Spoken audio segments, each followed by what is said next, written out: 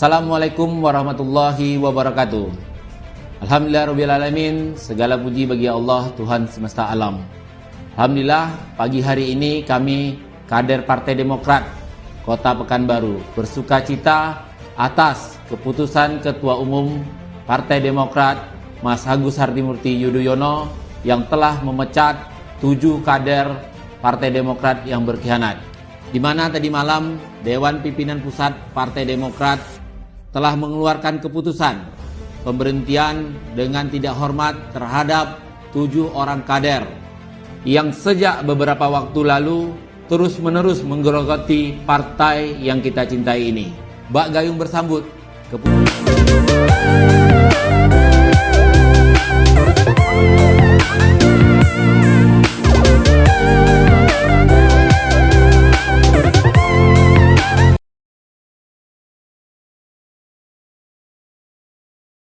Assalamualaikum warahmatullahi wabarakatuh. Salam sejahtera, Om Swastiastu, Namo Buddhaya, salam kebajikan. Saudara-saudaraku kader Partai Demokrat dari Sabang sampai Merauke dan dari Miamas sampai Pulau Rote yang telah bertekad bulat menyelamatkan Partai Demokrat dari partai dinasti, dari partai keluarga Cikeas menuju KLB Partai Demokrat 2021 untuk mengembalikan marwah Partai Demokrat sesuai dengan namanya demokratis, terbuka dan modern yang merupakan landasan partai yang didirikan oleh para pendiri. Sekali lagi, bukan partai dinasti, oligarki yang mengarah pada tirani. Saudara-saudaraku kader Partai Demokrat, pejuang Partai Demokrat, secara khusus pengurus partai, Dewan Pimpinan Pusat, Dewan Pimpinan Daerah, Dewan Pimpinan Cabang, dan organisasi sayap di seluruh Indonesia. Dan sekaligus pemilik suara yang kami banggakan dan kami cintai. Sudah tertanam di masyarakat bahwa Partai Demokrat telah dicap sebagai partai dinasti sejak KLB pertama di Bali tahun 2013. Di mana Bapak SBY menjadi ketua umum dan anak kandungnya Edi Baskoro Yudhoyono sebagai sekretaris jenderal Partai Demokrat. Ini baru pertama kali di Indonesia, bahkan di dunia, di mana pengurus partai politik Partai Demokrat, bapaknya SBY ketua umum dan anaknya sebagai sekretaris jenderal. Sejatinya SBY telah melakukan pengingkaran kepada fakta sejarah lahirnya Partai Demokrat. Fakta sejarah yang benar bahwa sejak Partai Demokrat diaktekan di notaris oleh 99 pendiri partai di Jakarta, kemudian gayung bersambut bermunculan para pendiri Partai Demokrat di seluruh provinsi dan kabupaten kota di seluruh Indonesia.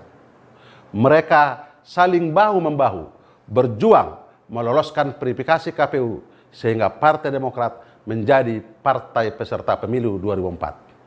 Saya dan para pendiri beserta para senior partai adalah pelaku sejarah Partai Demokrat. Saya menyatakan bahwa di dalamnya perjuangan para kader dari Sabang sampai Merauke bersusah payah, bekerja keras, tidak mengenal lelah dan waktu untuk bekerja bersama-sama meloloskan Partai Demokrat pada verifikasi KPU sehingga menjadi peserta pemilu 2004. Demi Tuhan saya bersaksi bahwa SBY tidak berkeringat sama sekali, apalagi berdarah-darah, sebagaimana pernyataannya di berbagai kesempatan. SBY bergabung dengan Partai Demokrat setelah lolos verifikasi KPU dengan memasukkan almarhumah Ibu Ani Yudhoyono sebagai salah satu wakil ketua umum dan hanya menyumbang uang 100 juta rupiah dalam bentuk 4 lembar travel check yang di Hotel Mirah Bogor.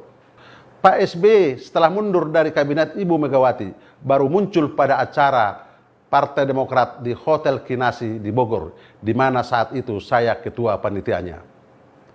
Ini menegaskan bahwa SBY bukanlah pendiri Partai Demokrat. Saudara-saudaraku kader Partai Demokrat di seluruh tanah air, siapakah orang yang pernah mengkudeta Partai Demokrat? Mari kita buka fakta sejarah. Pada saat Anas Urbaningrum terpilih sebagai Ketua Umum Partai Demokrat secara demokratis pada Kongres kedua di Bandung tahun 2010. Dalam perjalanannya, Anas Urbaningrum tersandung masalah hukum, namun belum status tersangka. SBY selaku Ketua Dewan Pembina Partai Demokrat dan juga Presiden Republik Indonesia mengambil kekuasaan Ketua Umum Anas Urbaningrum dengan cara membentuk presidium, di mana ketuanya adalah SBY, wakil ketua Anas Urbaningrum, yang tidak memiliki fungsi lagi dalam menjalankan roda Partai Demokrat sebagai ketua umum. Inilah kudeta yang pernah terjadi di tubuh Partai Demokrat. Setelah Anas Urbaningrum menjadi tersangka, terjadilah KLB pertama atau Kongres ketiga Partai Demokrat di Bali tahun 2013 untuk melanjutkan sisa kepemimpinan Anas Urbaningrum hingga 2015, di mana beliau mengatakan hanya akan meneruskan sisa kepemimpinan Anas Urbaningrum. Sehingga saya, Joni Allen Marbun, diperintahkan oleh SBY untuk membujuk Marzuki Ali yang saat itu menjabat Ketua DPR RI untuk tidak maju sebagai kandidat Ketua Umum Partai Demokrat. Padahal pada Kongres kedua 2010 memperoleh suara kedua terbesar setelah Anas Urbaningrum.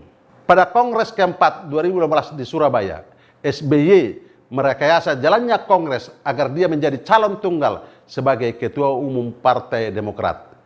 Inilah bentuk pengingkaran janjinya terhadap dirinya sendiri dan para kader Partai Demokrat di seluruh tanah air. Yang paling meresahkan para Ketua DPD dan Ketua DPC seluruh Indonesia adalah membuat peraturan organisasi yang mengamputasi hak DPD dan DPC dengan mengambil iuran anggota fraksi DPRD Provinsi dan DPRD Kabupaten Kota untuk sebahagian disetor kepada Dewan Pimpinan Pusat dan hak-hak penentuan pemilihan kepala daerah tanpa ada pertanggungjawabannya. Selanjutnya, pada Kongres kelima 15 Maret 2020 di Senayan, Jakarta, kembali SBY merekayasa tata cara Kongres tidak sesuai sebagaimana mestinya. Pembahasan dan penetapan tata tertib acara tidak dilakukan, di mana salah satu isinya membahas syarat dan tata cara pemilihan ketua umum. Selain itu, tidak ada laporan pertanggungjawaban dari Ketua Umum SBY. Setelah pidato Ketua Umum SBY, peserta Kongres yang tidak punya hak suara diusir keluar arena Kongres. Semestinya seluruh peserta Kongres memiliki hak bicara, padahal hak suara hanya digunakan pada saat pemilihan ketua umum atau perbedaan pendapat. Selanjutnya, SBY mendesain ketua-ketua DPD seluruh Indonesia untuk mendeklir AHY menjadi ketua umum. Itulah yang mereka sebut aklamasi. Makanya AHY berada di puncak gunung, tapi tidak pernah mendaki. Oleh sebab itu, AHY selaku ketua umum tidak tahu cara turun gunung, sehingga bapaknya SBY yang saya hormati menjadi turun gunung. Inilah yang disebut krisis kepemimpinan.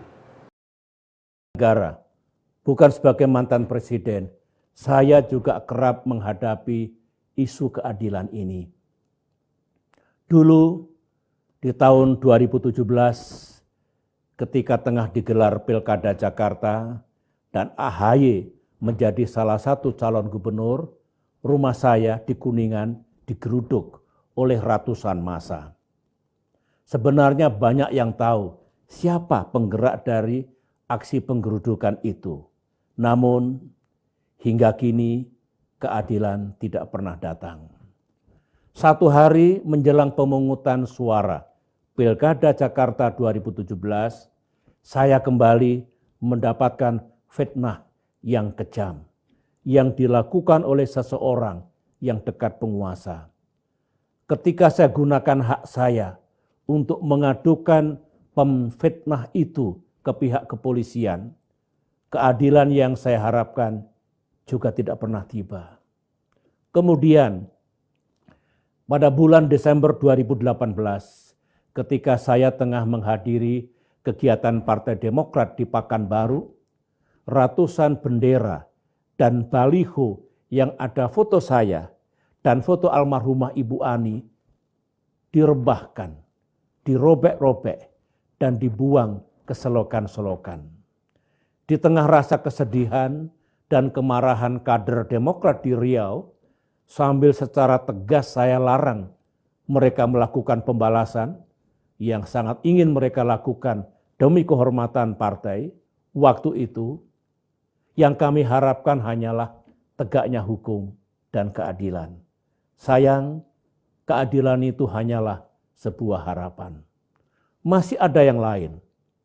Dan yang satu ini berkaitan dengan fitnah politik yang juga kejam terhadap saya dan terhadap Partai Demokrat.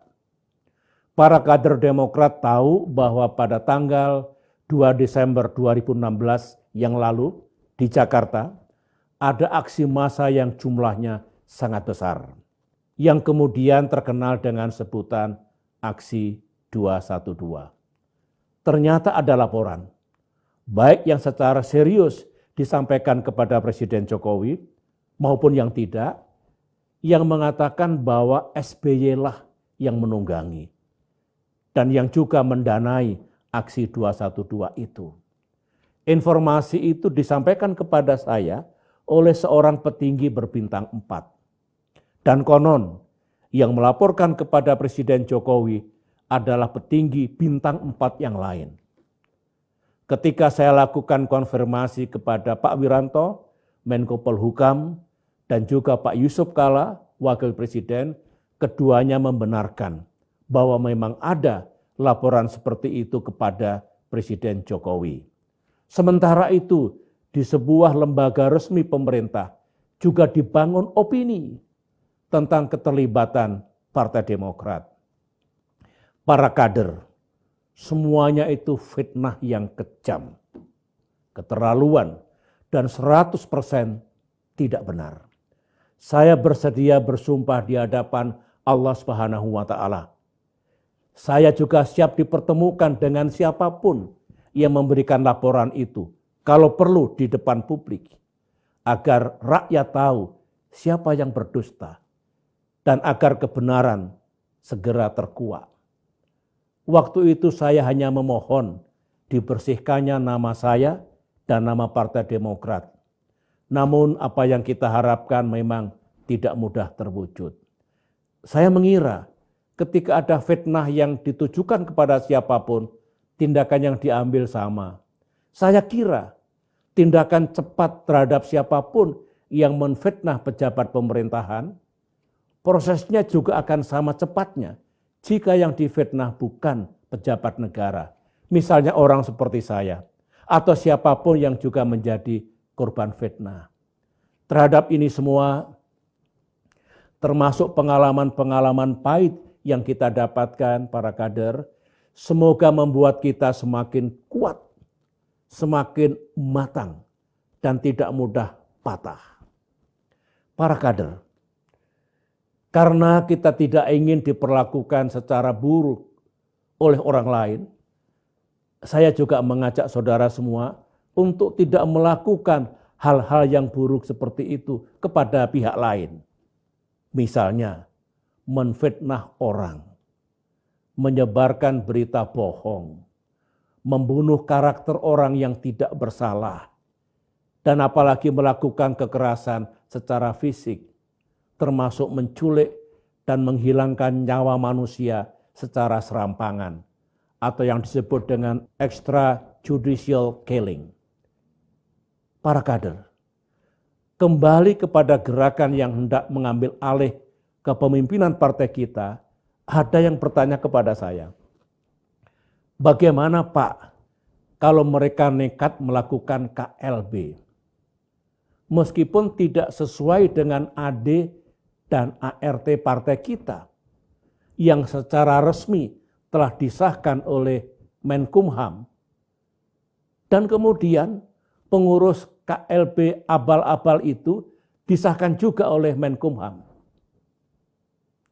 Ada juga yang bertanya seperti ini, bagaimana kalau pengurus baru hasil KLB itu meskipun tidak diresmikan oleh Menkumham, tetapi kemudian pemerintah menganggap ada kepengurusan kembar, sehingga Partai Demokrat tidak bisa mengikuti pilkada dan pemilu 2024?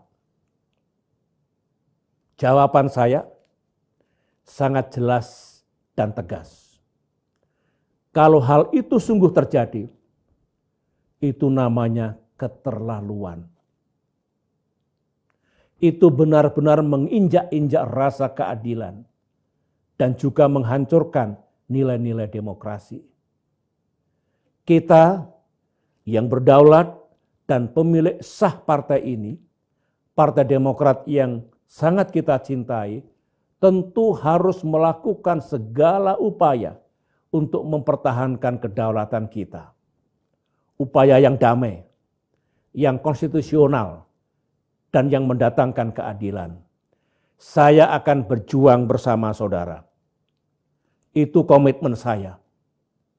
Itu kewajiban moral dan politik saya. Bisa saja kita kalah. Namun, dengan pertolongan Allah Subhanahu wa taala, Tuhan yang Maha Kuasa, kita juga bisa menang.